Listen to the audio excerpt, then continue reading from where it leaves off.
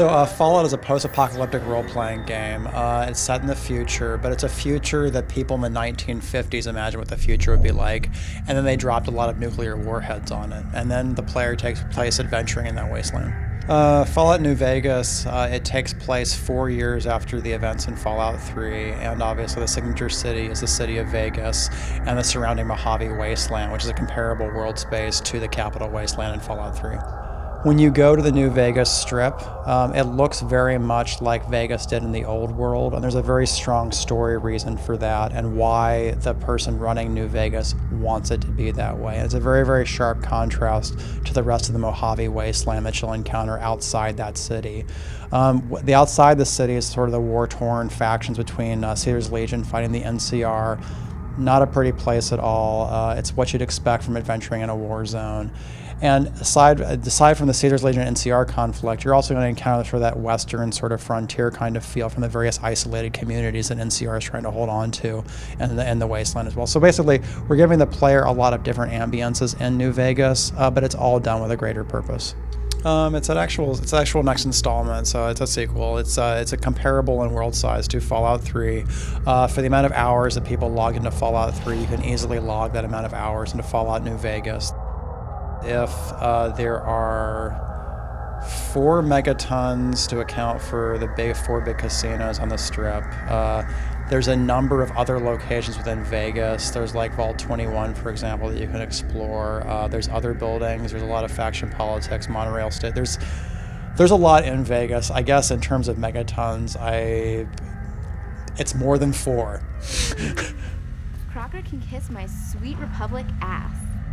You can actually explore the story and change it in different ways, and in very significant ways over the course of the game. So that's one element. There's also a lot of new systems in terms of, like, we have new skills present in the game, like survival.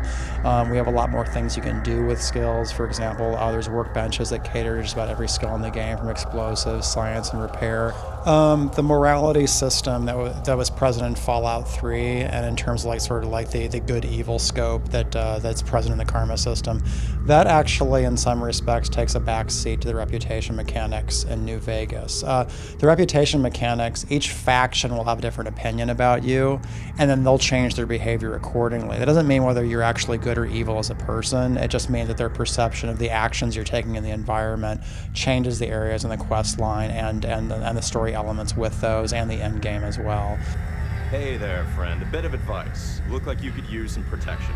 Well, if there was to draw any comparisons between Planescape Torment and Fallout New Vegas, I guess it would complement what we've been trying to do at Obsidian Entertainment, which is we try and make sure that when we have characters in our title, notably the companions in New Vegas, we wanted to make sure that people that travel with you have really rich, deep personalities. They have quest lines, ways they can comment on their perspective of factions in the environment, and basically act as more than just your gun-toting sidekicks. In terms of Easter eggs that could be showing up in New Vegas, we haven't included anything like from previous titles like Planescape or nothing from Fallout 2. You will catch references to Fallout 1 and Fallout 2. I guess the Easter eggs for like the special encounters you may have encountered in Fallout 1 and Fallout 2, we actually have a trait that's solely tied to that, and it's called Wild Wasteland. The Wild Wasteland trait, what it'll do is it'll actually open up brand new encounters across the wasteland. It's solely an optional thing that if you want to choose it, you can actually have these special encounters that actually have references to like pop culture references or game references.